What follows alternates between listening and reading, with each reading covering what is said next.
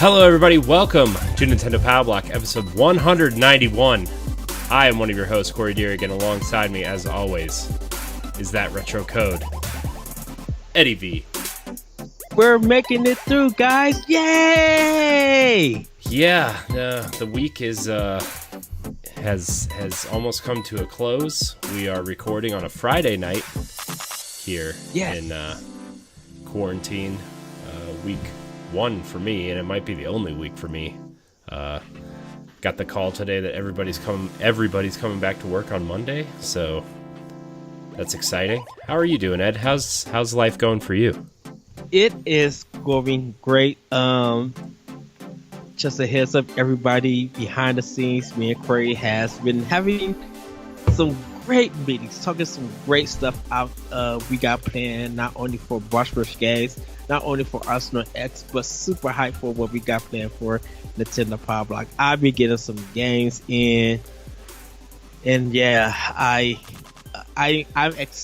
love this week. I was excited to talk to Corey every morning and have these meetings. It was really good. It was really positive and energetic. So I had a great week. Yeah, I mean, I had a good week too. This was the week where Nintendo Pow. This is going to be the last week you see the navy blue and pink version of Nintendo Pow Block. Ed and I have been, like Ed said, we've had some morning meetings. This is going to be a little Nintendo segment here. Yes. We've been having morning meetings. Jesse joined us on Monday morning to discuss Arsenal X stuff, which, we've got 2 or 3 extra things planned for that. But Ed and I have really been discussing the future of Boss Rush, and I know we have this conversation every couple months about what we want to do and what we plan to do. But, this week I was off work, and I used this week to finally just, for starters, I redesigned our website from the ground up. So if you're listening, it's bossrushgames.com. I redesigned it pretty much from the ground up. I have made new kind of, I've made it more aesthetically, I don't know, professional with a flair, I would say. It's very clean and very appealing. So when you guys see it, you're going to be like, oh my goodness, this is beautiful. It's very, very clean and very nice. Yeah, and so as of this recording, I have redone the thumbnails for all of our YouTube videos, all of our reviews, all of our written content, all of our blogs and stuff, and trying to find content where, that on other channels and kind of moving it over that we used to do, and cleaning up those channels, as well as, cleaning up our own channel. And it's been quite the task, Ed, because as you know, with redesigning a lot of this stuff, not only are you redoing thumbnails, not only are you cleaning up logos, but I redid our streaming backgrounds. I redid logos for every show. I redid I just redid a lot, and I'm really happy with the way everything turned out. You're gonna see, like, when you watch our old stuff, you're gonna see like kind of how we started and where we started from, like this grimy kind of, like, everything up to this point looks like an experiment to put it perfectly honest. I mean, up until, like, the current, what we're doing now, and then our backgrounds. I think the Nintendo Pow Block backgrounds are going to be cool. Yes. Where everything has a navy blue and gray aesthetic, and then depending on what podcast we're doing, it has a different color as an accent color. So Boss Rush is yellow. Pow Block is red for Nintendo. Arsenal X is green for Xbox, obviously. And then Ed and I also discussed PlayStation something or other, and I've reached out to a few friends to see if they would sit in as a second or third chair, or we're still fleshing that out, but that might be happening in the near future. And so it's just been a really fun week that way. And it's something I've been wanting to do for a little while, but I just haven't had the time. And so, I talked to my wife, and I was like, this is the week I got to do this. If I'm going to do it, I got to do it now. And it happened. Like I told Ed I thought it was going to be like a 1 or 2 day project, and I will probably finish tomorrow morning everything. So like you literally spent the whole week, and it feels like you were off work, but it just went quick. Yeah, like it didn't really feel like I was off work. It just felt like an extended weekend because I've been working so much on all this, and we've kind of fleshed out some plans for stuff that we've wanted to do, like a book club and that kind of thing, which I'm very excited for Boss Rush Book Club. Yes, I am. And I'm also excited to do more standard definition stuff, that kind of thing. So I don't know if you're interested in how I came up with designing the thumbnails, Ed, and anybody out there, but I'm going to go into it anyway because I went to all my favorite YouTube channels, or like people that make content, like Giant Bomb, Game Informer, Easy Allies, MinMax, all those types of people. And I was looking at their thumbnails, and I'm like, I don't want something that looks like a generic YouTuber made it in Microsoft Paint, right? Like, I want something that looks professional. People know what they're watching. We'll get to those stupid thumbnails of like people making faces like, or, I hope somebody does not make a meme out of that. But you know what I mean? Like, I wanted something that looked professional, and like we're trying to run something professional, and because that's our goal, we want to make this something that we can grow into something special, and I want it to look that way. So we talked about Patreon stuff, we talked about all that kind of stuff. Yes. In the future we want to do, and this was the first chance I had to really do that, and I literally redid everything. Even our classic content got updated thumbnails. Now the content, don't know if you want to watch it, but like those first few podcasts that we did, I went back and watched a couple of them. I was just like, whoa, dude. It was like way before we were like friends and we were just podcasting together, like, because we wanted to do Nintendo show, right? And those days are always fun to talk about, but you could check it out. There's a classic Nintendo Pow Block section on the YouTube page that's you'll have to go find it, but the playlist is there. And it was just a blast, man. And then I had like the WordPress added a theme to that looks kind of like Game Informer's to an extent, but it's a little bit, I don't want to say less professional looking, but it looks like if Game Informer made their website through a program and not built it from scratch themselves, right? Yeah. Which is exactly what I wanted.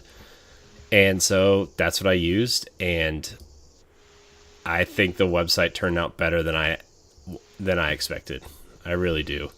It's so nice and beautiful, everybody. Like, you really should take a look out. Corey knows that I was just screaming, and I was yelling with happiness because like the thumbnails that he was showing me, I was just like, okay, I need this as a background. This needs to be a shirt. I need this. I need that. Like, I love what he did.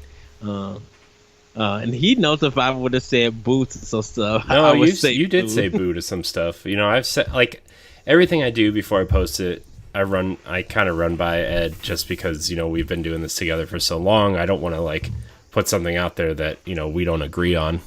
Sometimes I do, but I will run it by you first, and then I'll just gauge your disinterest right? Like, if you say it's like garbage or something, I will redo it. But if you're just kind of like, maybe think it over, I'm like, okay, he'll be fine with it, you know. But like with the optional opinion stuff. Yes, but and even before we get to that one, we have a view of art, and we see eye to eye on when it comes to art and stuff. So it's just like what needs to jump, I'll visually see like, okay, this needs to jump. I know you can do this, and you have the talent to be like to bring it together. Unfortunately, I wish I could be more artistic, but I'm like, when I see something visually, I'll be like, this looks phenomenal. I'm like, get this to pop. Yeah, I'm loving it. Everything, this design is always fitting. Hey, I worked in the fashion industry for 10 years. So I had to really look from that perspective when it comes to design and kind of this art and these thumbnails that you do. I have to look at sometimes it almost at the same way. Yeah. And when you nail it, Corey, I'll be like, dang it, that's super smooth and beautiful. Like, I'd be at home speechless. What are your favorite thumbnails that I did? And I know which one you're going to say, but I want to know. I think, because like for me, what I think you're going to say is the 1v1s. Yes. The 1v1s are... I love that filter. I literally was just like, oh my goodness, this is beautiful. You know what's funny? It's not even a filter. It's I went through each picture and like, obviously I cut out everybody's face and kind of put it on a separate background, right? Mm-hmm. But all I did was like go into the RGB settings of the picture. Yeah. And just turned like the backgrounds for 1v1 are blue. I just took out the red and the green for every one, and that's what I came up with. It's a really beautiful, like, I want to say ocean kind of blue in a sense, but I'm just like, it fits so well. And the reason why I called it a filter, I think is that no, it totally looks like a filter, but that's that's literally all I did was like I turned the red and the green all the way off of the images. And that's what happened. So, yeah, I am trying to go back in our chat because there were so many that you showed me that I loved, and there were some that I was just like, oh, okay. I mean, there are some that I'm just like, okay, those are like, I don't want to say good enough, but they're just, I just want to get this out the door. And I really like the retro game show one also. I know. Yes. Yeah. What were you saying? I liked it with the controller, but I think when you mixed it and you refined it, I was just like, yeah, this is it. This is the one. Well, see, I liked it with the controller too a lot until I put it on a thumbnail. And then it just looked like somebody stuck a sticker on our thumbnail. And I was like, this doesn't, like, I liked it, but it didn't match anything else we were going for.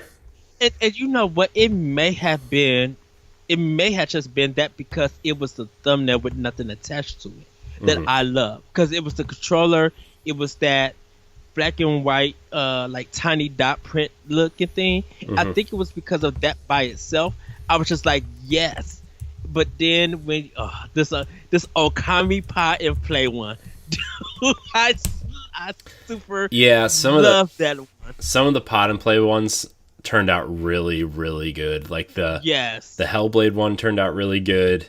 The Hellblade one is really nice. Yeah. The Tomb Raider ones turned out really good, especially the definitive edition one. I really love that one. I love the Squaggles, the Halo AX one, breathtaking. Yeah. Which one? The Squaggles for what? It was the one with Halo. With Master Chief, it looks like there's a city fading into him, and it has squad goals on it. Was it the squad goals? Oh, the Halo 5 one. Yeah. Dude, I love that look. I love how it fades into it. I mean, it's perfect. Yeah. Like, it looked like you really didn't have to do much besides just add some stuff, and it's so balanced. And Yeah, I'm just like, that's the image. Remember when they said play all your favorite games on, or play your favorite franchises on Xbox One, and they did this whole marketing campaign. They have so many posters of this. It was that year. It was Halo 5, Gears Ultimate Edition, Forza, and Rise of the Tomb Raider all have similar posters to this. And like I was like, man, I need to use these because I think I used the Tomb Raider one on the what do we do? Pod and Play one. I used the Tomb Raider one on Pod and Play, and it turned out really good. Really nice. Okay. Yeah. Yeah. So everybody, the retro game show, it has like a rewind button, and I guess it like the has that retro, but it has that retro look, but the retro game show has that big bold letter, and it looks really good on this Legend of Zelda. It's the Super Nintendo font.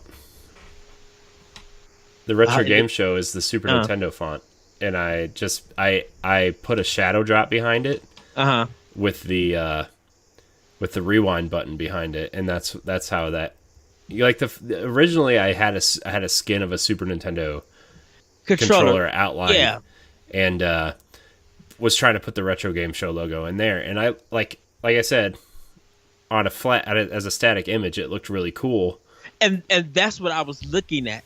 Yeah, that's what I was looking at. Yeah, but it just didn't turn out the way I wanted it to on the thumbnails. So I don't know.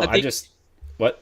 Sorry. Oh, I'm just saying, when you actually showed me the finalized version, it popped, and it was just like, I love that. Because it looked at just like, okay, now I can see where you don't need the controller, but you need this Nier Automata AX one is really good too. Yeah. So I just, I really had a good time doing it. Like it started to get kind of, okay, I just want to get this done now. But like the first couple days I worked on it, like I'm still not done. And I started this, Sunday night, I think. After Arsenal X, I edited that show and then came on here and just started editing, and it was like, it's time to clean this up. As much as I like our logos and stuff, I just like it's time to clean it up. And I'm not as good at in Photoshop as I would like to be, and I actually wanted to learn Adobe Premiere this week, but designing this website took a long time. So I mean, that might be what I do tomorrow night, is do some tutorials for Adobe Premiere so I can get out of iMovie. But I was like, man, I'm not as good in Photoshop as I want to be, and sometimes in some of our logos, not all of them, some of them, like I really like our Nintendo Pow Block logo with the Switch controllers on each side. Like I really like that logo, and it'll probably stay on our podcast feed, but like, just some things just look just a little generic.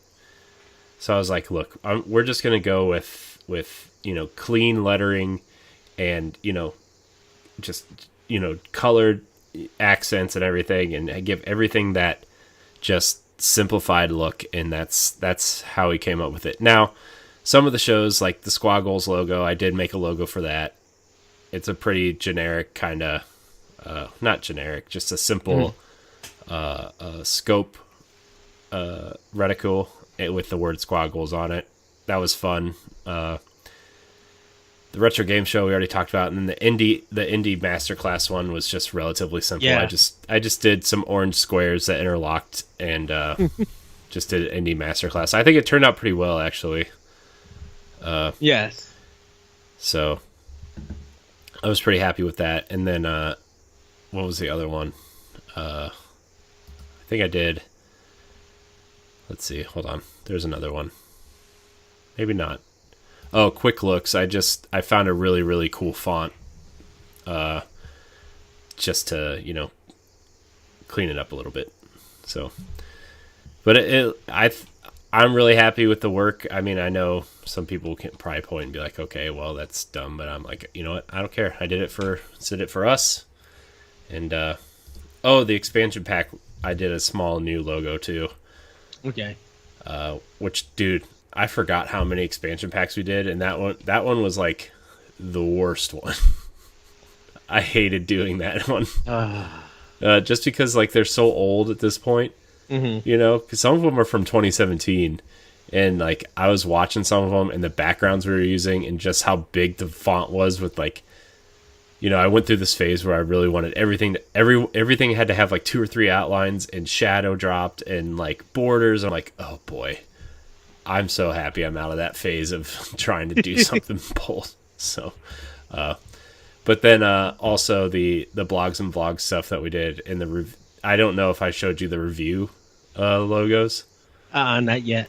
If you just go to the review section on the website, like I cleaned them up a little bit, and I just, you know, they look really clean. It's just you know, just like an image with the word review in big letters, but it looks clean, and I really liked it. So Yes. but anyways, I guess we can probably get into the show now. Next week we're gonna kind of change up the formula a little bit. But until then, let's see, where are my show notes here? All right. For those of you new here, welcome to Nintendo Pow Block, Boss Rush Games Nintendo show, live every week on Twitch and Mixer, and then on your podcast service of choice. Hit that subscribe button wherever you consume our show, if you haven't already. Tell your friends, and rate and review us on Apple Podcasts. It helps with discoverability. If you listen there. Remember, you can get all of our content on the newly redesigned BossRushGames.com at BossRushGames.com/subscribe. We are giving away another giveaway on episode 195. Our second giveaway is underway for episode 195, leading up to our huge celebration at episode 200. The rules are simple. Email the show at nintendopowblock@gmail.com with a screenshot of your podcast subscription. Not YouTube, not Twitch, not Mixer. Podcast subscription. And the episode you're listening to. A screenshot of your rating and review of us on Apple Podcasts will grant you a second entry. Now, some people brought it to my attention that there's no rating system on Spotify. I was unaware of that. I really thought there was, because I don't use Spotify. I just use Apple Podcasts. It works fine for me. I know people don't like it for some reason, but it works fine for me. So I do apologize to those people. So if you do listen to us on Spotify, I'm just going to give you 2 entries for that reason. So I really apologize for that. I thought there was a rating and review system on Spotify. So, but for Apple Podcasts, if you send us a rating and a review screenshot, then you will be granted a second entry as well. Ed, you want to remind our kind folks what they're going to win? Yes. So, you guys will have a chance to win a beautiful hard case Legend of Zelda Breath of the Wild case for your Switch or Switch Lite. While doing so, you will also win a copy of Overwatch for the Nintendo Switch. But, of course, you really can't play Overwatch unless you have Nintendo Online. So you will win a 1-year subscription of Nintendo Online, where you guys can also check us out where we do our retro game show. So, yeah. Overwatch. Which is also... I've actually been playing with the idea of getting Overwatch on Switch because I've been having a really, like, I've been wanting to get like some sort of multiplayer game on Switch that I can play laying in bed while I'm, you know, watching TV or something. Yeah. You know, and I miss playing Overwatch. So I don't know. I've been playing around with that idea. And a bonus one that I just noticed, so I apologize to everybody. You will also, when you get this Overwatch, you get 3 months of Nintendo Online. So you get a year and 3 months. So you guys get your entries in. I cannot wait to see who the winner is. They are going to love this that I have to offer. That we have to give, I should say. So, yes. Awesome. Yeah, so I'm really excited for that giveaway. Like I said, details for the episode 200 giveaway are going to be different than this one. So if you've won on episode 190 and 195, you can still win at episode 200. Just going to throw that out there. But you will have to re-enter is all I'm saying. So, I'm really excited about these giveaways, man. I'm really happy with, what we've been able to do, with Pow Block in particular, and it's just been really fun. It's been really fun to interact with a live chat recently, because it's been way more active. I think because we're using Restream, and we're able to stream to Mixer and Twitch and YouTube all at the same time. Our chat is much more full, because I used to only have one or two one of the chats open, which was dumb, I know, but I'm streaming, I'm recording, I'm doing Skype. I can't have 4 streams open at once, right? So the Restream chat app is very, very helpful. So it's been nice seeing all the chats kind of come together and really be active, so yes. But yeah, that's our giveaway. I'm very, very excited for those who are entering. Hope you guys win. Good luck, and more details will follow at a later date. But for now, Ed, this is the last time we're going to do this before News Bits. What are you playing? So I'm only going to talk about 2 games that I've been playing for Nintendo Switch. Only 2? Only 2. The first game I've been playing is Good Job. This was the game that they showed at the Nintendo Direct. Corey has talked about it, and I decided to pick it up. And I haven't laughed so hard. Dude, it's so funny. It is. And the crazy thing about it is that I've been trying to do less damage, but there's some areas that just be like, you know what, screw it. And I just caused major wreckage, and I cracked up. Good controls. It's really a relaxing, well placed game. It's like 10 levels till you get to the top, and each level after you get off the base ground, you have 3 main levels that you got to do, and then you have a bonus level that you have to solve. And once you do that, you're able to go to the next, go upwards and stuff. And so right now I'm on 2, and I got to do the third one, which is get 21 employees into this room so they can have a meeting and stuff. So I got to try to figure out that. And I was using a crane to get a big 4-seater, and I was scooping up the employees and dropping them, taking the thing, and continue to do that. You do get rated, but it depends on how fast you get and how much damage you've done. You could get hats and clothes and stuff by just normally picking them up, and it'll be in your inventory once you do that. But I've been really loving this game, cracking up. My last game that I've been playing, and everybody, Corey knows I jumped back into this world and been very committed. I've been playing Breath of the Wild, and I hear that game's very good. It's amazing, dude. I realized that playing it, stopping it on Wii U, and then just really taking some time away to really jump back in, it still feels brand new, but it feels easier now because I did everything, or I did most of the thing, and I know what to do. So a lot of this stuff is easy, and the progression feels like it's going to get better. But playing it on my 55-inch TV and with the Pro Controller, and there's still some stuttering here and there while running, but not that much. Dude, still looking at this game is beautiful. Mm-hmm. Looking at the lighting, it just some of the shrine stuff I didn't do.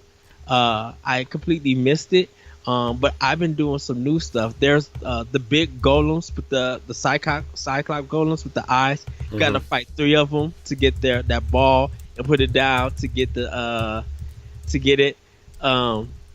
I've done that, and I was just like, I didn't do this the first time in Wii U, and so I ended up being in that and getting a orb for it. I've really been fighting stuff that I didn't fight in the Wii U, and so everything is still feeling fresh and new to me in this game. So I did get one champion, and now I just got to get the other three, and then get my Master Sword, or get my Master Sword before I go to the last champion, and then probably fool around, make sure that I got my stuff together, and fight Ganon and beat the game. I jumped back in recently because it's one of the only physical carts I have anymore, and it just stays in my Switch, right? So anytime I want to play it, I just play it. I love the look of the game. I love just running around in that world and doing nothing.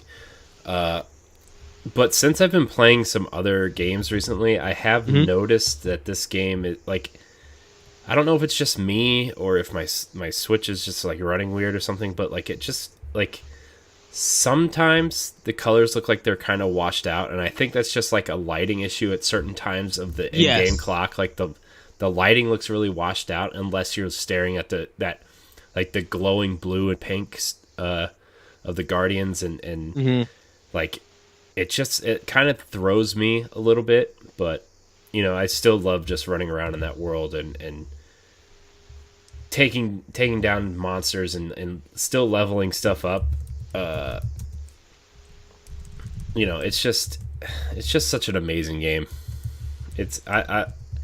I tell you what, man, I can't wait for the sequel. Every time I put that game in, I'm just like, I can't wait to see what the sequel's going to offer, because I can see areas where they can improve on this formula. Not that the formula is bad, right? Like, not that I'm like disappointed in Breath of the Wild at all or anything. It's still a game that I think about like every week, and it's still definitely in consideration of my favorite game of all time still to this day. But there are areas where I can see where it can improve, like the Divine Beast, for example. Yes. I would really like them to take the approach, like if they merge like classic Zelda with this Zelda, you know, and make dungeons where you can find cool weapons in there, right? Yes. And you use that weapon to you know, clear a well-designed dungeon and then leave, right? Like you still have like the powers that you start out with, right? But, yeah. Like a cool boomerang, or maybe like the dungeons will introduce unbreakable weapons, like, you know what I mean? This is going to lead off on a tangent. I feel it. Which maybe we should save it for the expansion pack, because we're going to start bringing those back. Let's save it for a expansion pack. I just want to throw the idea out there so I don't forget. The weapons you find, like the Master Sword, right? You find in the Lost Woods. I said this on a previous episode, but and it all depends on if Zelda's a playable character or not too. But the white sword will be the new Master Sword in the next game. Like maybe you start out with the Master Sword and it's not as powerful, and you have to go through the dungeons to recharge the Master Sword, and then the white sword will now be the new the more powerful Master Sword. Whatever. Especially if you're going into the dark world, maybe the white sword is the sword that, you know, holds the light to defeat a dark world. I think about this game an awful lot. Like it's and that's why I said save it for a expansion pack, because I am, but you mentioned the boomerang, and I'm just thinking. But my point is that maybe you can, like the weapons, obviously we've talked about crafting and upgrading weapons to, you know, maybe make them more sturdier or stronger or whatever. But maybe if they have 7 or 8 well-designed dungeons, you get an unbreakable weapon. Yes. Like the Master Sword in Breath of the Wild, but you know, maybe they have timers on them like the Master Sword does. You know, once it quote unquote breaks, it comes back after 10 minutes. Mhm. Maybe it has that, but like, you do get that unbreakable version of that weapon. That's all I'm saying. And maybe we'll talk about it Yes. on an expansion pack, because I think we've been planning this for a while, but I think once you beat Breath of the Wild, this is the conversation we're having. So, but what else? What else? Anything else you've been playing? No, it's just been that and like for my other systems, but yeah, I literally been focusing on Breath of the Wild. Like I put Animal Crossing to the side, nothing against that game, but I'm like I jumped back into Breath of the Wild, and I'm just like I need this adventure again. And good job. It's just like I know I jump around a lot of games because I still want to finish. I still want to finish um, Tokyo Mirage Session and some other games, but I got back into Breath of the Wild, and it's just like I'm spending 2 to 3 hours a night playing this game. Yeah, it's a great dude. It's an awesome game. I love it. I've been wanting to. I have on the same day I got the Wii U and the Switch version, and my big plan was to keep the Switch version or the Wii U version sealed, Hmm. just because I still have a GameCube version of Twilight Princess, and like I like to keep the versions that are gonna maybe be rare someday. Although with digital distribution, nothing's gonna be rare anymore. But I've been wanting to play through the game again so much that I've been thinking about cracking open the Wii U version and just playing that version instead, Hmm. because it has a fresh file on it. But it's I'll get to it at some point. Maybe before the sequel, I'll run through it again and see what I can do. But as for me, Yeah. I've been playing a little bit of Animal Crossing. It's again, I'm just kind of like going through the motions, right? I'm sure Tom Nook's mad at me because I haven't checked in like over a day, so I'm sure he's gonna scold me or something. I didn't pick up my weeds, so. But I'm enjoying it. Like it's a nice kind of relaxing game. It's weird to play a game that you don't really have to do anything. I mean, you have goals and stuff, but you don't really have to go do them. You can go do whatever you want. It's really Yes. nice. It's really nice to play that way. I've also been playing The Witcher. I don't really have anything else new to say about that. It's still really fun. And then the other game I have been playing, Ed, speaking of Zelda, I Yes. popped Link's Awakening back in yesterday for about a half hour. I forgot how amazing this game looks. Like it just looks like I'm Yes. just walking around this little toy world that just wants me to live in it. I'm just like, I'm all in, dude. I hope we get 12 more Zelda remakes like this. It's so incredible. And I guess there was a stability patch because when I'm loading into areas now, it doesn't chug like it did, when it came out. Although I didn't really have an issue with that anyway, like most people. But I think it's worth mentioning for those who did. So it's I love that game, man. I just entered the third dungeon and I'm working my way through the third dungeon now, and I know why people love this game so much. I mean, like I said, I played a lot of the original when I was younger, but it was before I knew what a Zelda game was. Before I even knew what dungeons were. So it was a lot of just like wandering around and cutting down people and walking through the woods and everything. So, but Yes. yeah, it's been an incredible kind of experience getting back into that game, and something that I'm exploring going back to finish this year because book club. So Yes. that's kind of all I've been. What? Had What? to wait. What? Wait. About Book Club. It's like, Oh, what? I just can't wait till we announce it in the game. Oh, yeah. We're we're gonna talk about it tomorrow. We might announce it on Boss Rush Games tomorrow, but we got to talk to Jesse first because we don't want to make Yes. any decisions without him. So, Yes. Okay, Ed, I need to send you these show notes. So give me 1 second. So everybody, hopefully you guys have been doing good in the quarantine time. Hopefully you guys have been getting games, working on games and everything, regardless of what system you play on and stuff. I know for me, we did a list of some of the good quarantine games that you guys could play. So hopefully you guys watched the episode and were able to check them out and play that. I know we mentioned some indies and some first parties and third party games, but if you do have maybe a eShop card or a credit card that still got some money that you guys are still in, have a good balance. I do say check out some of, if and you just need a game to play or something. We still recommend Hook. We still recommend M++, but I'm just like, if you could find like a good game that's like $1 or less, or just some change and stuff, I say try them out if you're willing. I know a lot of people gotta save their money and stuff, but I'm like, if you guys are able to get a really cheap game and stick with it all the way, or like be able to talk about it, we want to know.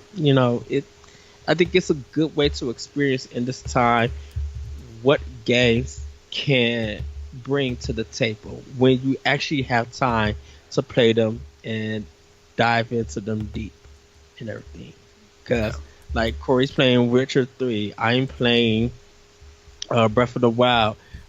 Jesse, he got done playing Hitman, and he's playing. Yeah, I saw that. Call of Duty World War II. I didn't know he was playing Hitman, which is a series that I would love to see on Switch. I feel like that would be a pretty good fit. Yeah. Also, I think. Also, where's my Tomb Raider trilogy on Switch?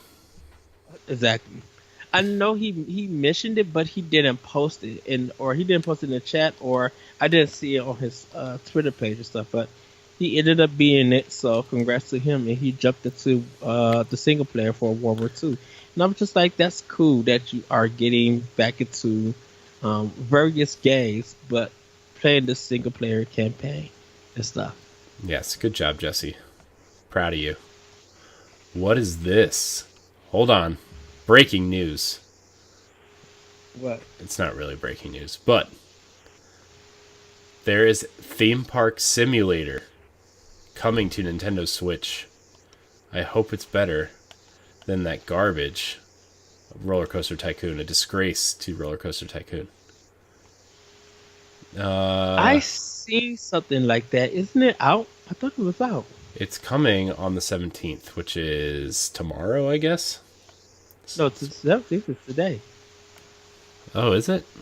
It says coming soon, so... Is it in the coming soon section? Yeah. Guess it unlocks at midnight, maybe? I don't know. Anyways. That wasn't really breaking news, but it made me feel good to say that. Anytime I can take shots at Roller Coaster Tycoon on Switch, I'm going to. By the way, Planet Coaster on Steam. It's on sale. If you have a PC that can run PC games, play it. It's fun. So, all right, Ed, let's get into some of this. I'm waiting for that game. Let's talk about some news bits, since I actually went through and did some research this time. A lot of games coming out, so we're going to talk about those first. We're actually going to start with the last one first, because I think it's the one people are most intrigued by. Maybe not interested in, but intrigued by. Will Crysis run on the Switch? That 13-year-old question is coming back into question. Will it run Crysis? Witcher 3 developer Saber Interactive is co-developing Crysis Remastered on Switch. This comes from Nintendo Life. As many people probably heard, Crysis, the beefy PC game from the mid-2000s. What year did it come out? Like 2007, 8? Something like that. 7, I think. Yeah. Is being remastered for the current generation consoles. It's going to have software based ray tracing in it, apparently. And it's just, if you've watched the Crysis Remastered trailer, it looks, it's in engine. The trailer is confirmed to be in engine, and it's only, about 40-second trailer. There's no gameplay, but it just has that, the exosuit guy.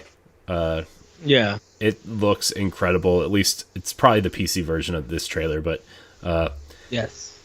I'm going to read the story. They announced it for PC, Xbox One, PlayStation 4, and Nintendo Switch, which is extremely exciting. Ed, this is going to lead into a conversation that I'm really interested to have with you about EA games in general. Mm-hmm. By now, you probably heard one of the hardest to run titles in the history of video games is getting a remaster on the Nintendo Switch, as well as multiple other platforms this summer. Obviously, we're referring to the upcoming release of Crysis Remastered. If you're wondering how Crytek has been able to get its CryEngine powered game up and running on Nintendo's hybrid system, it's because it has some help from the well-known Switch port specialist, Saber Interactive. It's also assisting with every other version of the game. As you might recall, this is the same team that achieved the impossible when it released The Witcher 3 Wild Hunt Complete Edition on Switch last year. Good news is it isn't even the most challenging project Saber currently has on its plate. Just yesterday, it revealed that it would be bringing its own cooperative third-person shooter, World War Z, to the Nintendo Switch. There's a quote here. Crysis Remastered will focus on the original game's single-player campaigns and is slated to contain high-quality textures and improved art assets, an HD texture pack, temporal anti-aliasing, SSDO, SVOGI, I don't know what all those letters stand for, state-of-the-art depth of fields, new lighting settings, motion blur, and parallax occlusion mapping. All these big words. Particle effects will also be added where applicable. Further additions to such volumetric fog and shafts of light, software-based ray tracing, and screen space reflections provide the game with a major visual upgrade. So, I'm sure a lot of that stuff is not coming to the Switch version, but I am still intrigued to play Crysis. It is one of those... you think of the very... kind of, I want to say, influential PC games, I would say. Especially first-person games. You look at, like, Doom and Wolfenstein, then you look at Quake, then you look at stuff like Half-Life and Half-Life 2, and then after those, I think Crysis would kind of be next in line in terms of influential first-person shooters on PC, and... I played Crysis. I played a lot of Crysis 2, actually, on the Xbox 360, and I liked it a lot. It felt like a slower moving Halo, I want to say, but it still was like pretty fun to play on a controller, and the multiplayer was pretty fun. But I'm very excited to play this game on the Switch. Yeah, I know. I've been told by many people that's probably not the place to play it, but as someone who runs a Nintendo podcast and someone who doesn't have a lot of time to use the TV, those two things make me play third-party games on Switch, and I will play it there and tell you guys how it is. And this is I don't know if you want to start the talk now, Corey, but this is the way we're going to show EA how we're going to support this company bringing these games over. Mm-hmm. Yes, they are ports. A lot of games that get sent to the Switch are ports. But I'm like, Crysis is going to be a new game to me because I've never played it on PC. I didn't know it came to console. I know 2 and 3 came, but I remember all the drama and craziness that they had when the game first came out on PC, and that's all I knew about it. It came to console as I want to say at $29.99 digital only, in a time where digital only games were not. I mean, we had Summer of Arcade and stuff on 360, indie games on PlayStation were becoming more popular, but downloading full-size games was not really something we thought about. You know, like Right. indie games were digital games, right? Like we used to say, oh, that's pretty awesome for an indie game, or you know, that's pretty awesome for a download only game. Now everything's downloadable and whatever. We kind of most of us look over it. I mean, I know we all have our digital collections of sorts, or our physical collections of sorts, but Crysis came out at $29.99 on Xbox 360 and PlayStation 3, and it was I think I played the first level, and then I went back to Crysis 2 because I was playing some multiplayer stuff on there and I liked it a lot more, and I just stopped playing it. But from what I remember, it felt like a kind of a heavier version of Halo, and I'm really interested to see how it runs on Switch. I'm sure it'll be Well, it's good that we're getting Crysis. It's good that we're getting Burnout Paradise. It's good that we are getting these games, because if Crysis, just to let you guys know, if Crysis is coming to Switch, there's a possibility that Portal, the Half-Life, or the Orange Box, maybe even Portal 2 might come to Switch. And just think of the Joy-Cons that you could detach. Could you imagine them releasing a digital code of Portal and Portal 2 with blue and orange Joy-Cons? Yes. People would go nuts. People would go nuts. People will pre-order that insanely by within 2 hours. It'll be sold out if they can. I'm just saying, people would be going insane for those. And with Valve getting back into games like this, Portal 2 alone will make buku bucks for EA and for Valve. Like, players who remember those games in that old time, this would be a new kind of refresher for them, or for people who didn't play Portal 2 or anything, they'll be able to see why it got nominated and it won the Game of the Year when it came out, why it literally got perfect 10s across the board and stuff. Like, Portal 2 on Switch will bring players to it. And the first thing Portal 2 portably, wow, that's a sentence. Portal 2 portably would sell systems. Yes. It would be one of the first, I think it would be one of the first non-Nintendo games to sell Switches. Yes, it may be. Dude, if EA is smart to put that as a physical, well, EA doesn't own Portal. Valve does. But EA has publishing rights. No, they're the one that published. Didn't they publish? No, I think they published. They published the Orange Box. They published the Orange Box, but Valve has all publishing rights now. I mean, so all of that. I mean, that was just a deal to bring it to console. So that contract is probably over with. Oh yeah, it's done. So Valve would be able to publish everything or put that out. Yeah.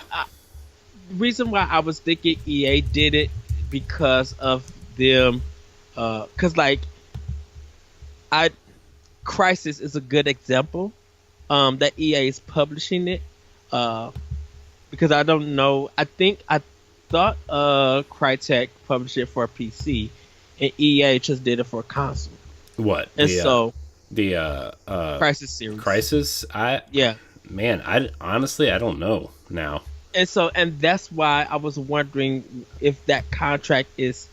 I don't know how long that contract is, and I don't know how long that contract is with Valve to do the Portal games. So that's why I'm saying that, because of the way that Crysis is, if EA still got a contract with Valve to publish it for consoles, this would be one of the highest ones that people would be like, okay, I can see this happening. And if they do a physical for it with some collectibles, people will go crazy for it. That's what I was just trying to get to. Yeah. But if everything had reverted back to Valve, this is the time where Valve needs to be like, hey, we need to get this game out on Switch. Yeah, like you said, Valve is getting back into games, obviously, with Half-Life Alyx and purchasing the team that did Campo Santo, the team that did Firewatch, and obviously they made, well, most of them were put into the team for Half-Life Alyx, which by all accounts is a very good Half-Life game. Obviously we're not playing it because I don't have a headset. And I don't have a headset. I don't look forward to VR games. I should say that. Not that I don't hate it. I just don't look forward to it. Yeah. So I mean, look, if I had a headset, I would try out a few games. Like I think the Batman game looks pretty interesting. I think that Iron Man VR game looks pretty interesting. Mm-hmm. I have no affinity for Half-Life, but I think if Valve brought Portal and Crysis is going to sell well, and we're going to kind of see. I thought EA was publishing Crysis on the Switch because I knew they did it for consoles earlier, but it looks like Crytek is just going to publish it themselves. So maybe that is this discussion. I think we're still going to have this EA discussion anyway, but we're just going to go into the next story here then. Yes. Sorry, all these notes are out of order, Ed, but this is going to lead into the Burnout Paradise Remastered discussion is coming June 19th, according to the US eShop listing, and I just confirmed it on my Switch just now. $6.19. Asking $50 for it, which is, I think, a little high at this point. But this is another great racing game, and it's just showing you how EA is. Like I said, a year ago we were talking about how EA is not supporting the Switch. They're bringing crappy versions of FIFA over, not crappy, but legacy versions, which is in turn not the most recent versions, which is in turn crap. But it is worth noting that I think EA is kind of turning their ship around, at least with, we talked about it on Arsenal X a lot, but them kind of rebuilding Anthem and, putting out some remasters on Switch that people want, and really doing something that we haven't seen EA do in a long time. And I think that has to do with the executive changes that they've made over the last year, right? We talked about it, I want to say around Thanksgiving. I said, you watch EA's, like we talked about some executive changes at EA. I'm like, you watch, this is going to change a lot of the ways that EA operates, and you're going to see changes come within the next year. And I think Burnout Paradise Remastered is a good first step. I think you're going to start seeing a lot more. And at the rate that EA seems to be, looking at remasters, right? Like, I mean, this kind of falls apart because I thought they were publishing Crytek, but still holds true. Like, I think, EA wants to focus on some remasters, and if they're coming to Switch, then I think this is the start of a new EA, right? Like a new kind of rebirth for EA. EA, I feel like right now, regardless of what you think of them, I think they're trying to get away from the Activision comparison. Mm-hmm. You kind of see, but I mean that's still an apt comparison, though. At this point, it is, because like they're about appeasing their shareholders and not the gamers themselves. Yeah, but there's something about EA right now that if they continue to go on this route, and of course we know about the microtransactions and all of that stuff, but I'm just like, if they are a company that believes in supporting Nintendo, this is now the time to prove it, because I feel like, and this just might be me, a lot of other companies that's been supporting Nintendo have been making a profit.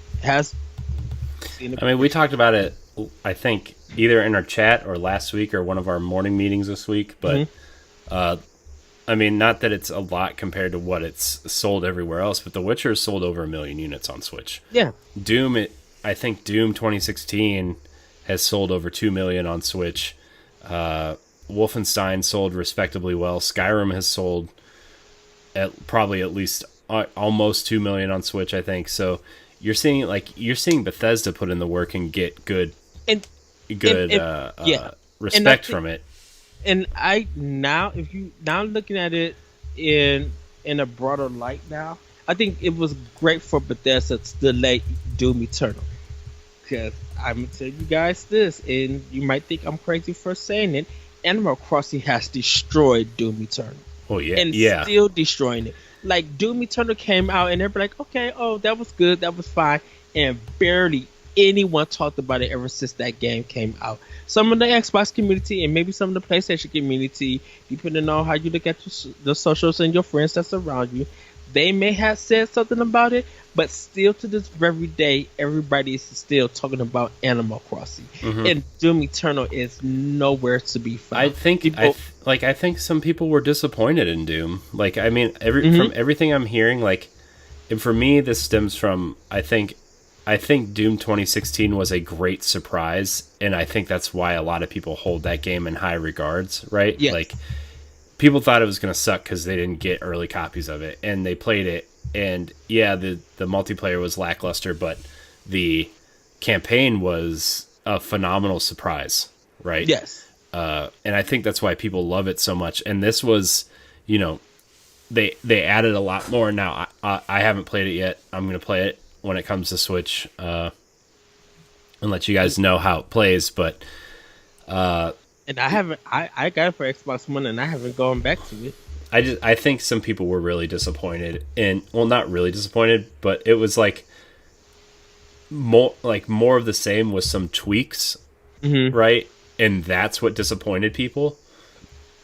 But Animal Crossing was just kind of like the perfect game at the perfect time, and Yes. that's why people are still talking about it, you know, and with the live events, and I mean, whether or not you liked the bunny event or not, people were still talking about it, and And I feel like when Doom Eternal comes to Switch, I think that's when everybody's gonna really pick the game back up and play it.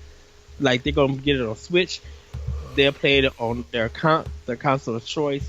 Maybe go back to it on PC because it's gonna be like, okay, now it's out for everything. Animal Crossing has done what it needed to do. Now we can enjoy this other game that literally came out. yeah, You know, whether it's a good summer or fall game, I think Bethesda was just like, even if we put it out on Switch, it wouldn't have had shred anything. We would have got the sales probably on Switch, but we wouldn't got this game wouldn't got noticed or got the marketing that we expected the community of players to do. You know, people got their feel of it and moved on if they showcase that.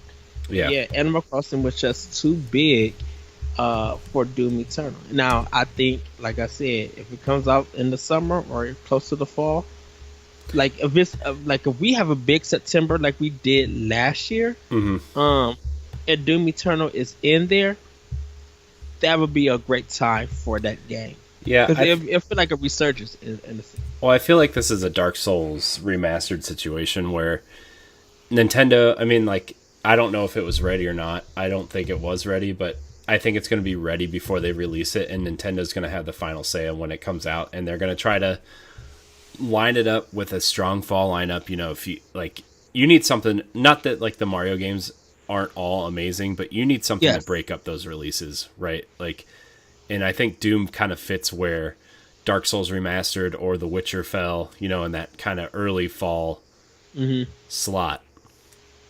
And it's a good game to break up the monotony of, you know, whatever Animal Crossing event's going on or whatever Mario game you're playing at the time. You know, like, it's a good game to break up what you're doing.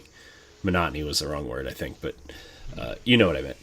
Yes. So, yeah, but, you know, back to EA, if these games are starting to come out, right, and they're seeing what other people are doing, and they're seeing Activision's remasters doing well, you know, not to compare them to Activision, but Activision's been putting a lot of effort into some Switch ports, you know, like the Crash trilogy was very good on Switch, and Team Racing was very good, Spyro was really good.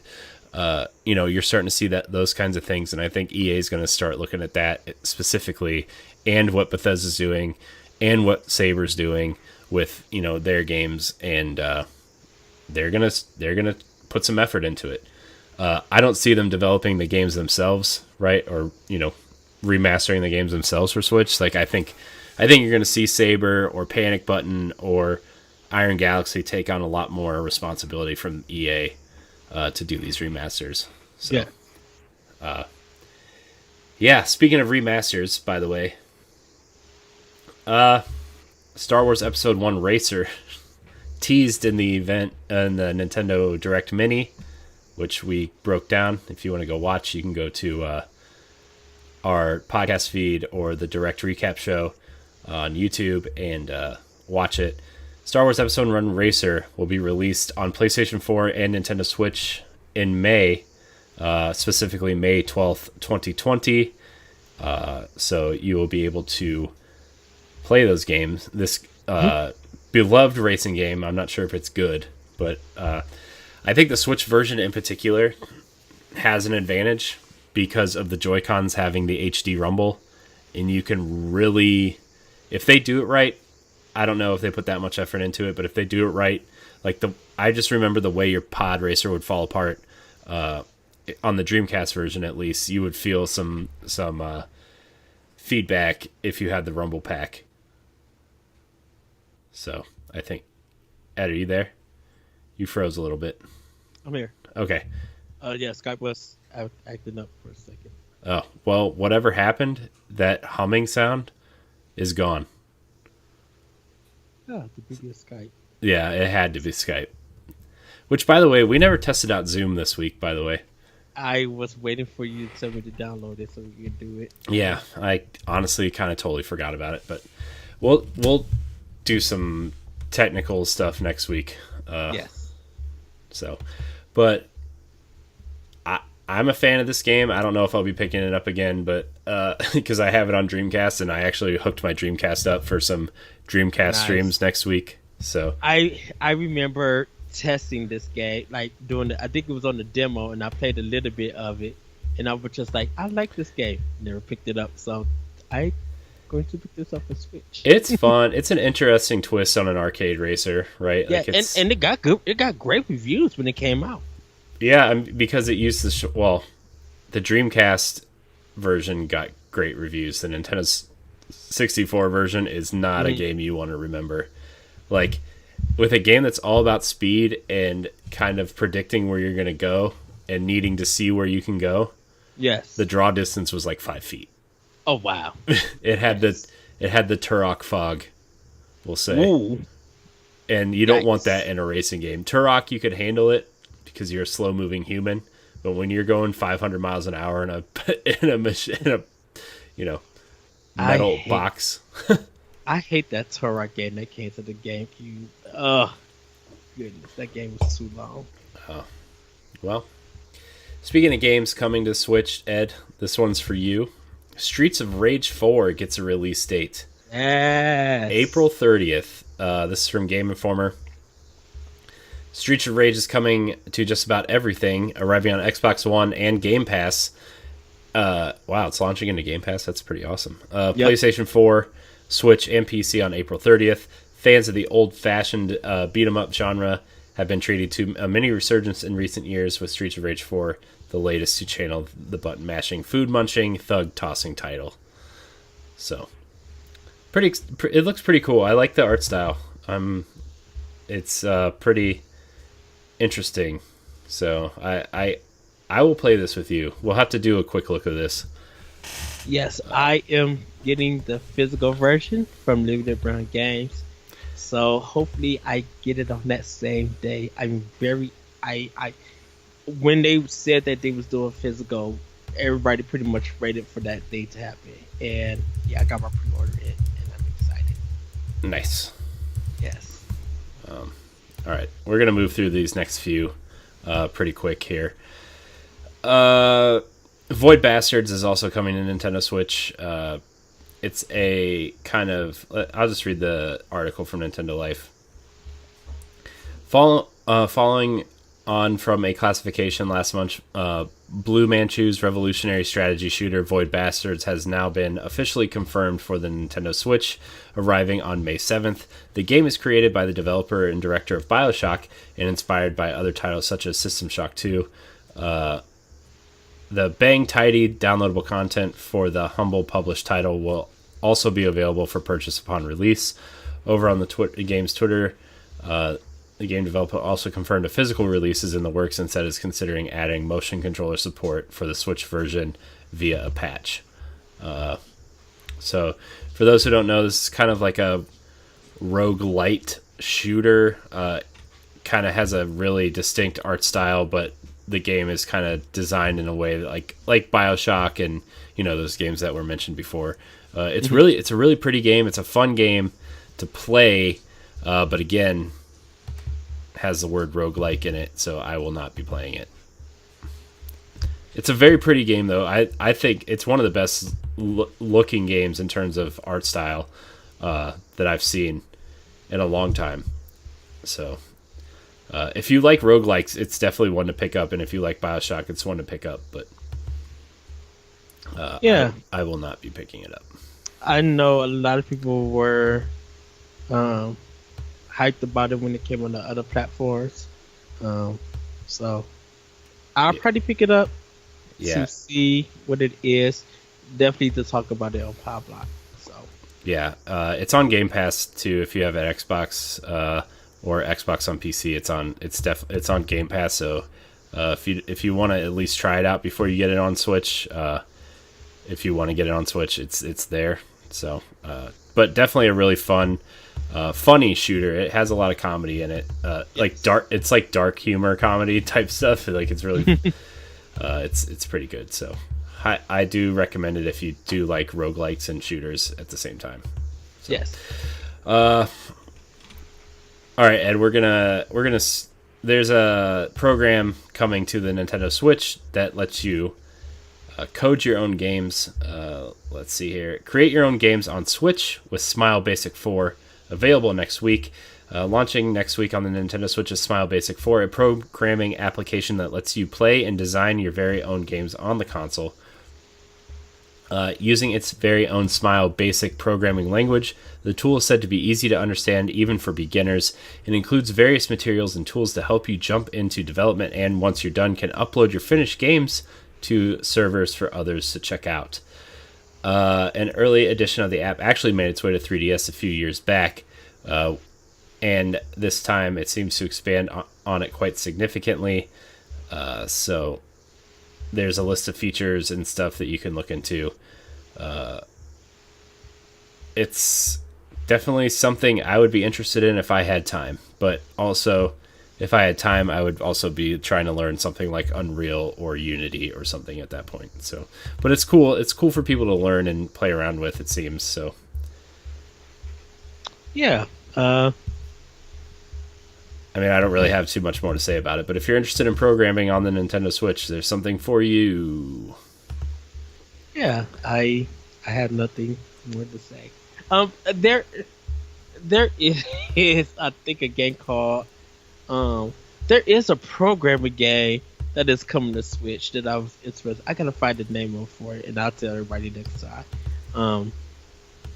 But yeah, if people are into it, I actually would love to see if we could play their games or anything on how that works and stuff.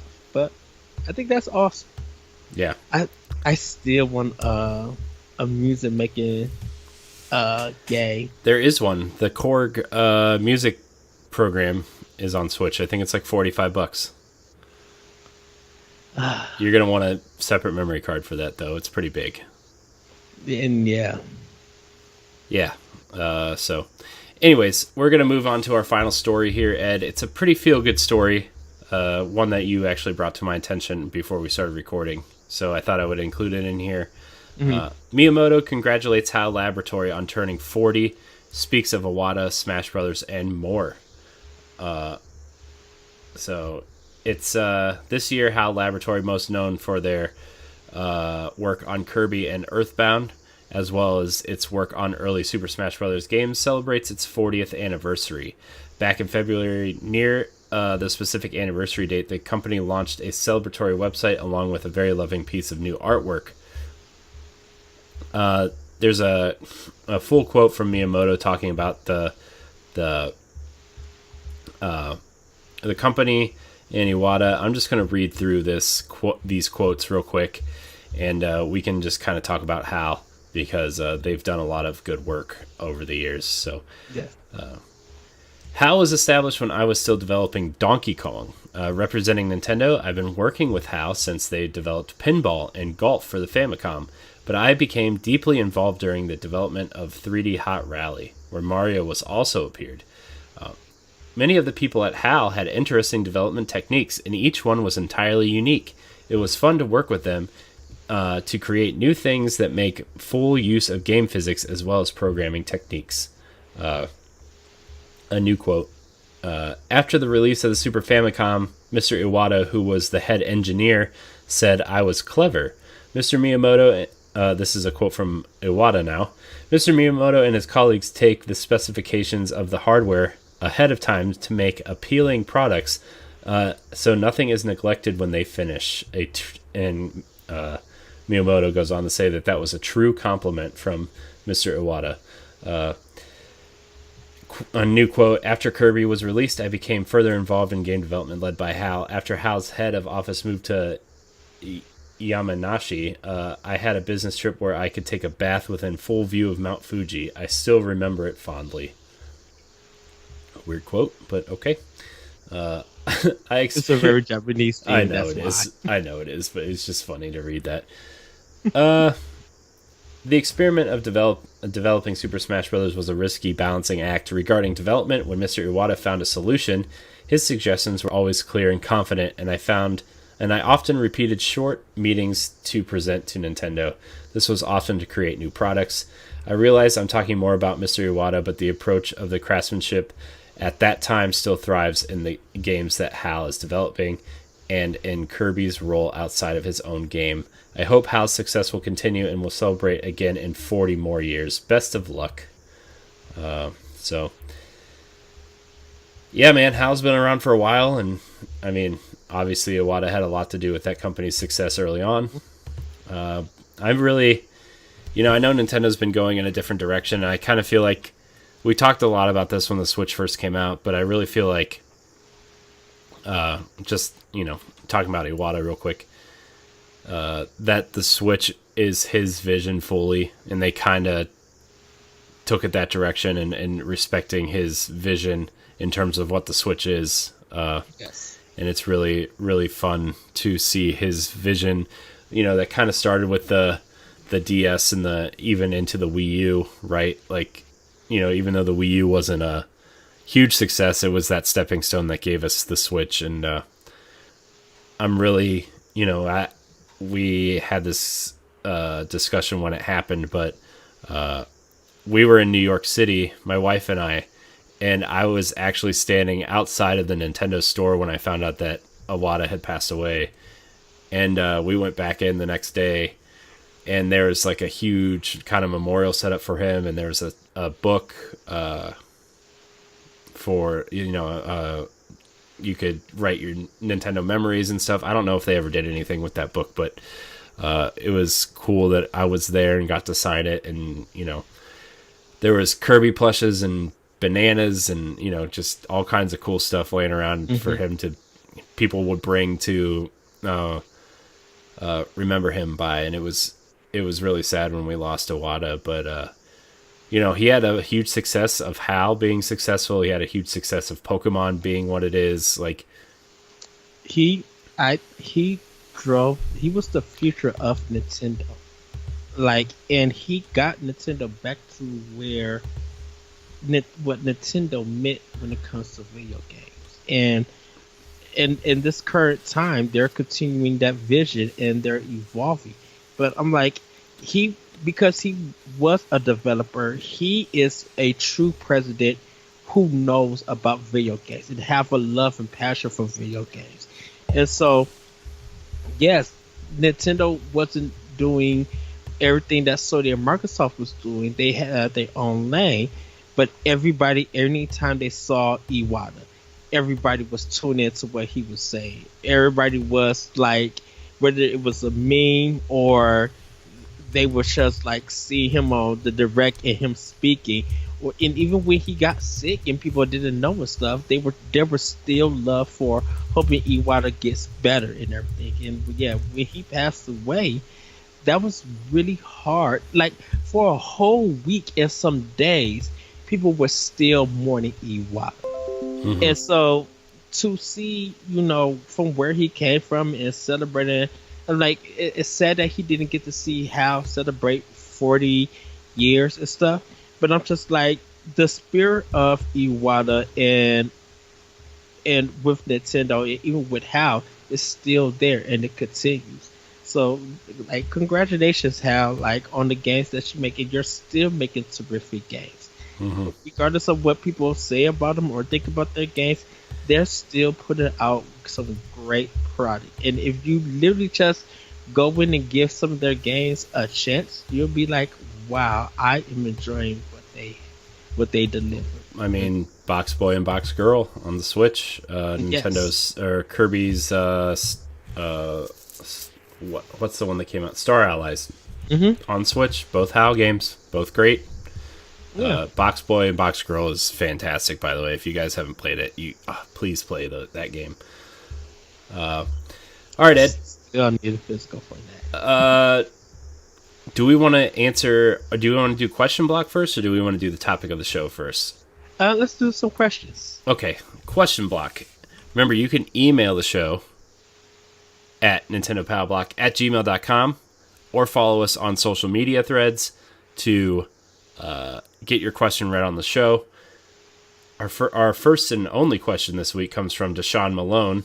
He asks, what are some key ways Nintendo can battle Xbox Series X and PlayStation 5? What do you think of those consoles? I'm gonna start with the consoles. Let's answer that question first, because I think that the first part of the question will be much longer than the second part. What we think of what I think of Series X and PlayStation 5 for right now is their tech hardware and stuff, but I need to see actual games running on them. I don't care how powerful they are, but if we're still having technical problems, freezing, frame rates dropping, we're just seeing still cutscenes and not actual gameplay, like none of that doesn't matter to me. I talked to Jesse and I talked to Corey about, like, I'm still don't know why Microsoft is still doing batteries. And regardless of what people think, you have enough money to put a tech in, but you don't have money to put a rechargeable battery in your own controller. That doesn't make sense. So with Series X and PlayStation 5, yeah, they'll play the biggest game and they'll look good, but that doesn't do nothing if they're still running into problems that other consoles in the past has used. We not trying. I don't want to bring steady in, so I'm gonna keep that out. I'm glad to see that these systems are coming out. I'm glad that they're trying to turn CDs into cartridges to load, in the sense with the ray tracing and the SSD and all of that stuff. But none of that really matters if we're still having technical problems. If they don't have a strong launch, it does nothing for me. It having the greatest doesn't mean that you're always the best. It's what you can use when you have great things. That will always last longer than you just having the best. Because guess what? PlayStation 4 was on top of the line. Guess how many games that everybody was talking about? One, and that was Resogun. Secondly was Killzone Shadowfall. So an indie game was better than a first party game. I mean, Killzone was okay. I think that game gets kind of a negative. But, I think it's just negative because it's Killzone. I mean, it wasn't. Don't get me wrong, it wasn't great, but it wasn't terrible. Right, but it was just like Xbox One and PlayStation 4 when they came out. These were two powerful systems, and they had all of this stuff planned, but they really didn't have an exciting launch. Yeah. People laughed at Nintendo Switch with this launch titles and got worried, but then they started rolling and seeing what the system had to offer. with that, with the software and everything. Well, I think Nintendo had a great roadmap. I don't think it was necessarily a great launch, right? Like they just had an awesome roadmap to follow, right? Like you had like every 3 to 6 weeks you had a new game coming out, right? Breath of the Wild, Bomberman, Street Fighter, Splatoon, ARMS. Nintendo was dropping a hot first party game every month. Yeah, to almost the end of the year. Mario plus Rabbids. They dropped one every month. They had two in October, and right, they had Mario Odyssey and Fire Emblem in October that year, and then in November they had what was the game they had in November? They had something in November, and then December was Xenoblade. Like they had something every month after launch. I think Fire Hero. No, I think they had a 3DS game that year. In November, it was Pokemon. Okay. It was Pokemon Sun and Moon, I think. Okay, Switch was so made fun of, and people doubted and didn't care. And look how it's been, and it's the least powerful system. Yeah. But Nintendo showed you what you was getting. They showed you that you could take this to different places. This is why it's called Switch. This is the Joy-Con. This is what you could do with the hardware. And these are going to be the games that support and everything. They weren't all about where we're 1080p and we got 0.5 teraflops. It was the tech crap didn't matter to Nintendo. It was showing you. I mean, honestly, it never has, right? It never has. But Sony and Microsoft still to this very day market off what tech components that they have. Even before they show their cars. That's all we know. Like the only game we know for sure, first party. Let me take that back. We don't know it. We don't know anything that's coming to PlayStation 4 yet. Now, granted, E3 or whatever's taking its place this summer. I think it's that IGN thing.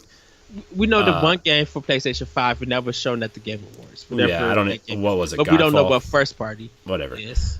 We don't know any first party games, but for Xbox Series X, we know Halo Infinite, Hellblade 2, and Forza. I'm assuming because they skipped last year, so a Forza game is going to launch with it. So, those are 3 really awesome games plus Gears 5. Like Jesse and I were talking about that the other day, and I don't want to really get into it here, but we pretty much know Xbox's roadmap from here on out, right? Like, yes, we Xbox Series X is probably going to get Gears Tactics, Halo Infinite, Hellblade 2, Forza, rumored Fable game, whatever the initiative was working on, which everybody thinks it's Perfect Dark, which would be awesome. A third-person stealth action Perfect Dark game would be awesome. Obsidian's next RPG, Grounded will probably be ready by then. And what was the other one? There was one other one. We named 10 games right off the bat, and it seems like they're approaching. Oh, Psychonauts 2. Which I mean, a lot of those games are still coming to Xbox One, but they'll have Xbox Series X enhancements, which is super exciting.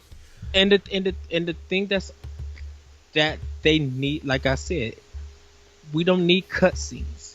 We need actual gameplay on what you're going to get. Because if those games, they're coming on powerful systems, but if they still look like an Xbox One X game, that don't matter at all. If a PlayStation 5 game still is like a PlayStation 4 and there's a little technical differences in color and stuff, that doesn't matter at all.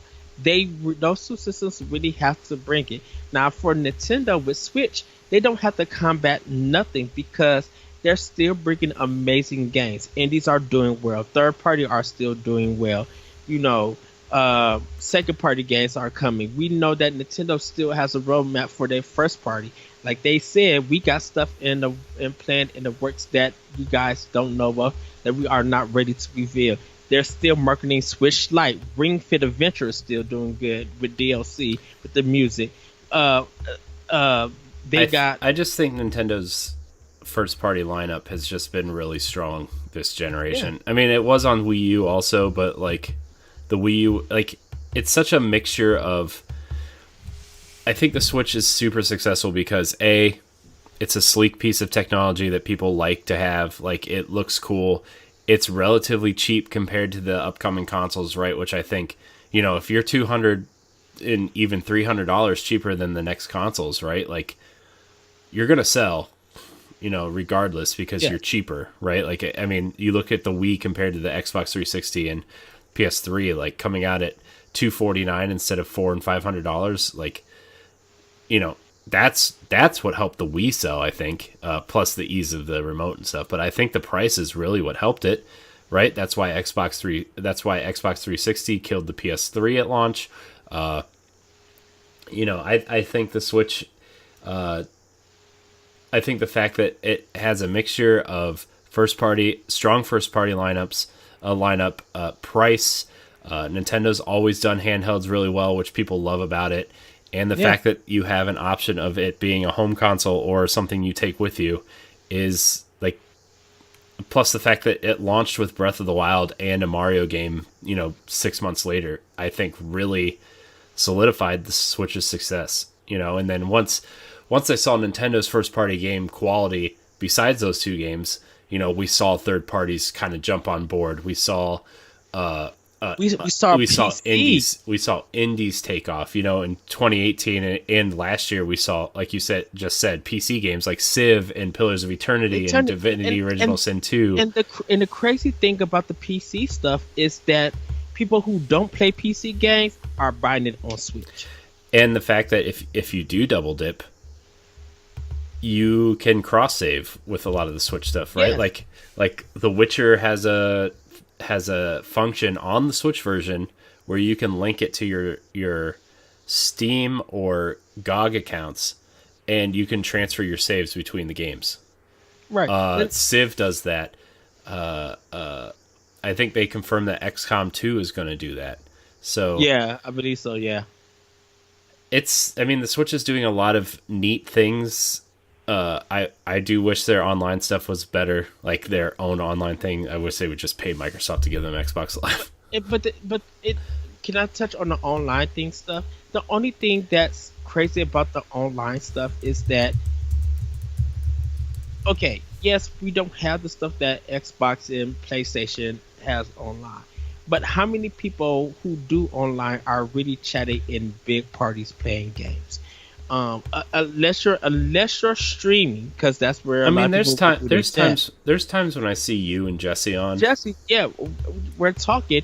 I would love, like, if I'm playing Switch and I see you guys are online, like, I would love to just jump into a party chat on Switch to talk. But like, I know we use Xbox Live as an alternative, but it would be nice to not have to do that as an alternative, right? Like, I don't want to have to have my phone plugged in all the time, or you know what I mean? Like, I would just love to chat with you guys. Right. And a lot of people who do chat, who do online, maybe doing like Overwatch or The Division or some kind of multiplayer game where communication is key. Yeah, but like Splatoon, that's a game that people still play a lot, like that would be Smash Brothers. Like, I think Nintendo has Mario Kart. Like, they have games where people want to join parties and talk and have fun, and like, you just can't.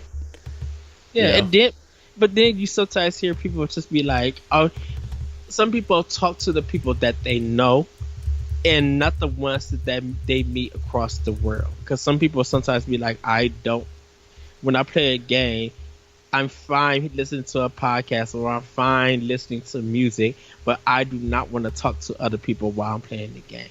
And it's the most weirdest thing. And even though Nintendo definitely offers that, depending on how you look at it and stuff, people, I guess, sometimes get more enjoyment online on Nintendo than they do with Microsoft and Sony. It's not a knock against that, but there are still people who don't want to play online with other people. And I get that, right? Like, yeah. I get that. I don't really care to play online with other people either, but unless it's my friends, and then that's where we have the issue, right? Like, I don't. Right, and it's not like I want to play with the community. We really do, and we would like to talk to you guys. It's just, and it's why it's okay. Oh, it's just, that's why, like, we're trying to be more active in our Discord, right? Like, that's where we're gonna get our, like, playing with people, right, and seeing what people are playing, and that's where we're gonna have more information on all that stuff next week because we've been building some stuff, but like Ed said, we just kind of want to have a community that plays together, and Switch makes it really difficult. I know Switch isn't really the console that people go to play online games, really, but like some people do, and it would just be nice to have that option. So, but anyways, to combat the next systems, I think we already answered it, but for me, the big thing is price. The big thing is, you've got 3 huge things now in the Mario 35th anniversary stuff that's been announced: Breath of the Wild 2, Metroid Prime 4, Bayonetta 3. Like those are 4 super massive massive announcements that are coming, and that kind of leads into our topic. Actually, topic of the show. If you have a topic you want us to discuss, tweet at us. We'll try to get to your topic on the show. Make it a topic of the show. Our topic of the show, Ed. Mario's 35th anniversary is this year. Yes. Rumored games coming up. Mario Galaxy HD Remastered, Sunshine Remastered, 64 Remastered. No Galaxy 2, and all those rumors, no Galaxy 2, which is really weird. Mario 3D World Deluxe, Paper Mario. Probably 5 great games coming to the Switch, right? Yes. Next year is Zelda's 35th anniversary. We got a few inquiries about Zelda's 35th anniversary. Mm-hmm. There's a big chance this is something that we didn't really think about, that Breath of the Wild will be the crown jewel of the 35th anniversary of Zelda next year. And it won't. What, come out? Yes. Breath of the Wild 2 won't come out next year? Nope. Why? It doesn't have enough polish for that game to come out yet. And the reason why... It's March of 2020. You don't think it could be ready by holiday 2021? That's 18 months. Nope. I do. No. You're insane. You also think ARMS 2 is coming out, so I don't really... I'm going to throw the salt shaker at you. We'll see this June. And I combated with the tennis ranking. No. Breath of the Wild 2 needs time to develop. It'll be 4 years. It's been 4 years since Breath of the Wild came out. Oh, you're talking about next year? It'll be 4 years. Yeah. They're using the same engine, the same physics engine, presumably a lot of the same character models and animations. Mm-hmm. Probably similar monster designs. Mm-hmm. You think it's going to take them 5 or 6 years to build a game off the same engine? Yes. I think you're insane. The ideas that they had, that they said that they had, that could have been DLC, is making 2. And you don't think they added more stuff? They have Nintendo. Yes, they are using old assets for some of them and probably tying them and cleaning some stuff up. But Monolith Soft has jumped back into there to help them. I think they're another publisher or another company helping them. Let's see, what did they say? They said, let's see, Nintendo, two internal Nintendo teams are working on this project. Yes. Monolith Soft, and then they said someone. It wasn't Platinum. I thought it was someone. No, it's not Platinum. It's Intelligent Systems. Intelligent Systems. Yeah. So, and I think they have came back in to help them steal some more. And Anuma will come. Nintendo. They would come out. Anuma would say we have to delay this game. I do know Nintendo, but if it doesn't come out next year, it's ruining my trilogy plans for the Switch. Look, Nintendo they've seen the success of Breath of the Wild, and they continue to see the success. If they rush this game out and it's not that kind of success that they was hoping for, people are going to clown it. People are going to be like, well, this just really, it feels like an expansion or an extension of the first one. That's exactly what I want, though. That's exactly what people want. But people want to be super surprised. People want their predictions to not only hopefully come true, but to surpass them. And them rushing a Zelda game out in 4 years just to meet a deadline of an anniversary is crazy to me. Don't forget, Nintendo wants polished quality. In this game, if we should have had a Nintendo Direct showing more of Breath of the Wild 2 by now, if this game was coming out next year, we should have been had it. Well, I think they're gonna show it at non E3 this year.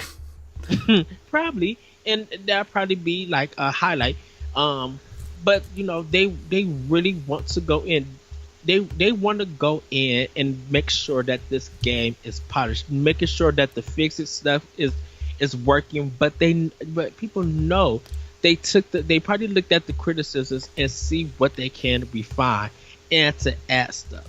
Now, if it's story driven, maybe, but it's still probably gonna be open world like the first game. That aspect will still be there. But I know Newman them. They want to really make sure that even though this is a sequel, that this is another level of a sequel. This is something that goes beyond what you thought about. They want to bring improvements. I agree with you on all that. I think Nintendo wants a super polished product that they're going to be super proud of, and they want it to exceed the original. Like, I agree with you 100%. And I just feel like rushing it to get that game out in March. I don't think they're rushed. I didn't say March. I said next holiday. You said March 2020. No, I said in March 2020 it was like this is the fourth year of development. This is the third year of This would be third year of I'm saying that they're going into their fourth year of development. This is their fourth year of development. If they can't get it out in 4.5 years, right? Like a holiday, like if they positioned, let me lay it out for you, okay? I think next year they're going to celebrate Zelda. Breath of the Wild 2 is going to be their kind of crown jewel thing. I really think so. I think we're going to get the 2 HD Wii U games next year. Starting in January, you're going to get Twilight Princess because it's a game nobody likes except for me. They're going to get that one out of the way first. I think you're going to get Wind Waker HD next year. I think you're going to get a compilation of HD versions of the 3DS 3D Zelda games, so Ocarina of Time and Majora's Mask in HD. Who did Link's Awakening? Grezzo. I think Grezzo got something up their sleeve. Yes, I think they're gonna put out a Link Between Worlds HD next year. Also, you're gonna get 5. You're gonna get 6 Zelda games next year. If they do the port for Link Between Worlds, I can see that happening. But I think you're gonna get at least 4 Zelda games next year. I think you're gonna. I kind of love to see if they talk to Capcom and did the season. Oracles and seasons. I mean, I wouldn't be surprised if they did that at some point, but I think next year you're going to get 4 out of 6 Zelda games. I really do. I think you're going to get the 2 Wii U HD ports. I think you're going to get a 2D Zelda, which for me, I think it's going to be a Link Between Worlds. I think we're getting Hyrule Warriors too. I think that could be possible also. I don't know how or what they could add to that to make it appealing, but I don't disagree with you there at all. Or it's either going to be a Hyrule Warriors sequel or a Four Swords sequel. Shoot, I wouldn't be surprised if we get some Joy-Cons from it, even though this is outside. I kind of love to see what they do, how they're doing the Mario toys. I kind of love to see them do that with Zelda. Yeah, I think that would be the big thing. I want Zelda's Castle Lego set. Is what I want. Oh, dude, that's $179 thing. That was Bowser's Castle is only $100. So But Zelda's castle was bigger, I think, because it has a town attached to it. yeah, maybe. I don't know. I think they're gonna do Zelda big next year. I think Breath of the Wild's gonna be their crown jewel next year, their big holiday title next year, along with maybe like Super Mario Party 2, unless we get it this year, which I don't know. There seems to be a lot of Mario this year. I don't know, man. I think we're gonna get the 2 Wii U ports for sure next year, along with Breath of the Wild 2, and then either a 2D Zelda, a multiplayer Zelda, or a Hyrule Warriors. So to me personally, it feels like this: Bayonetta 3 has to come out first. Metroid Prime 4 has to come out after, and then Breath of the Wild 2. Well, see, I think they made it very clear that when they restarted development, that was probably the ideal of it. I think they know that Metroid Prime is not going to be ready for some time. I mean, I still think Metroid Prime 4 would sell better in the spring than in the fall.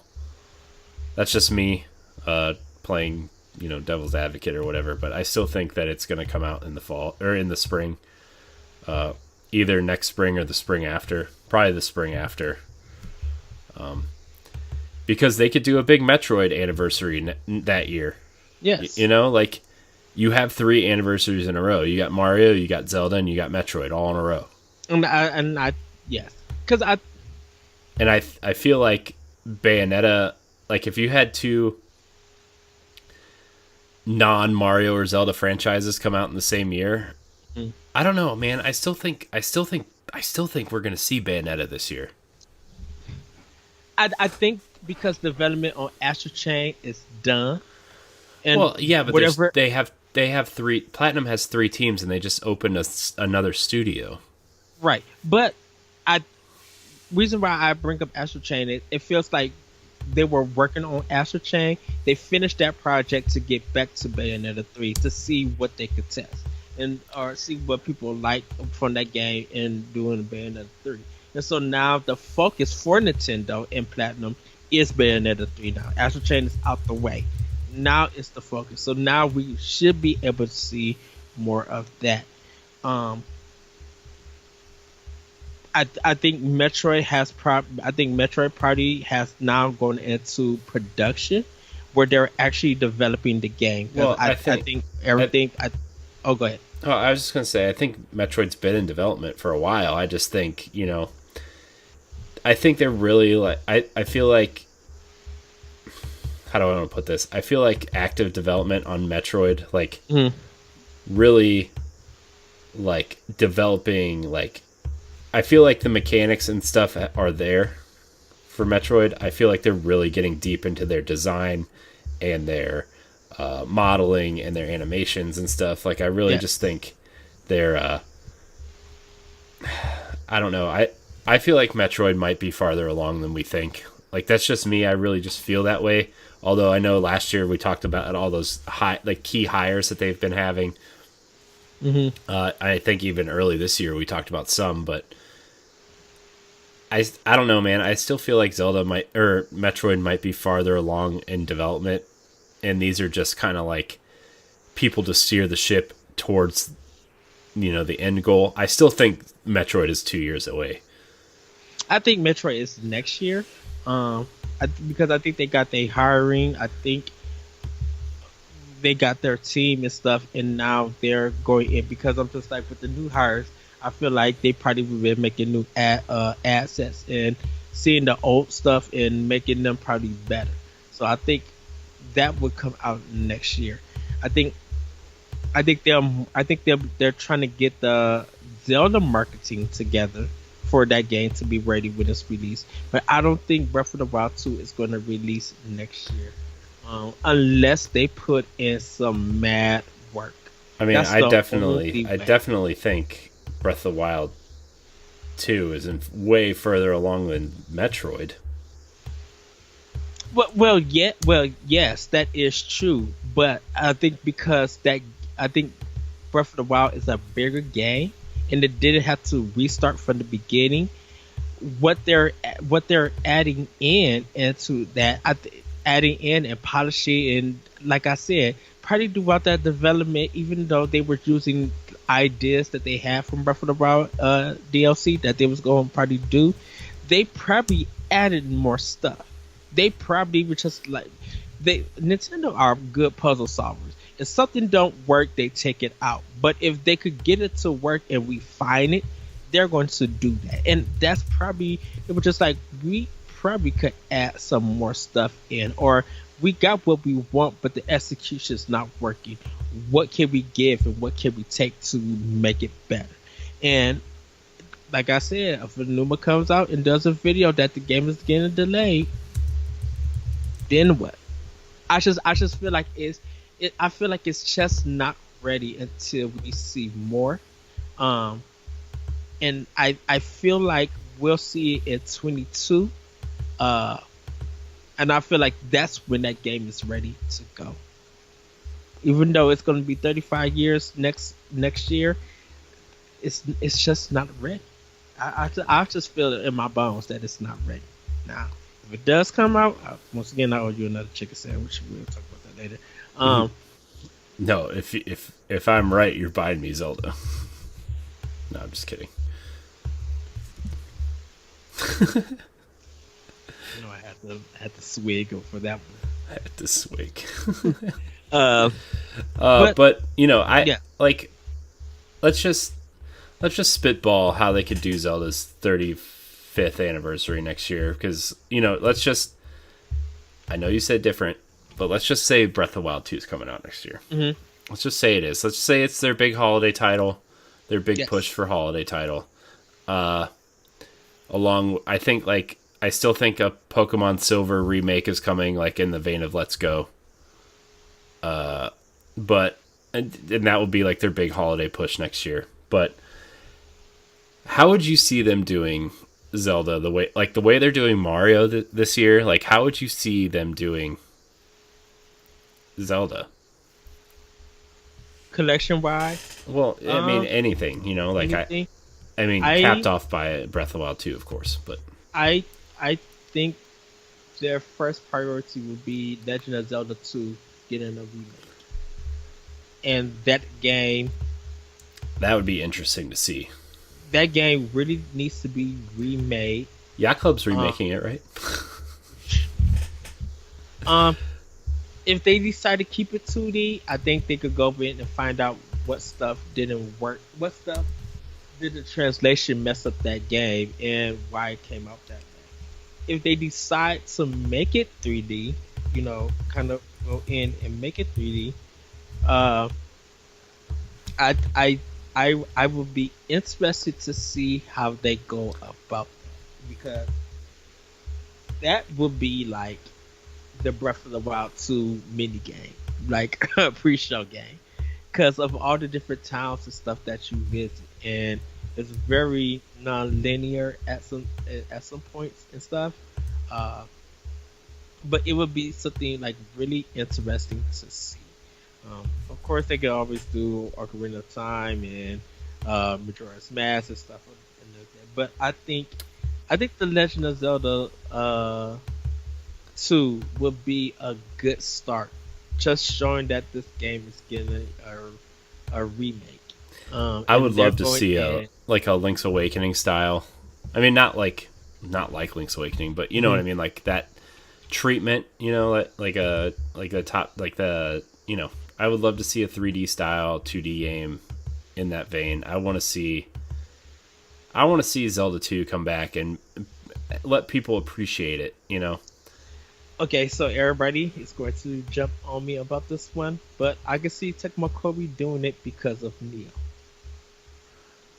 I mean, I don't think it's going to go that far, but I could see Tecmo Koei doing that because they've done a lot of work for Nintendo that we don't really like.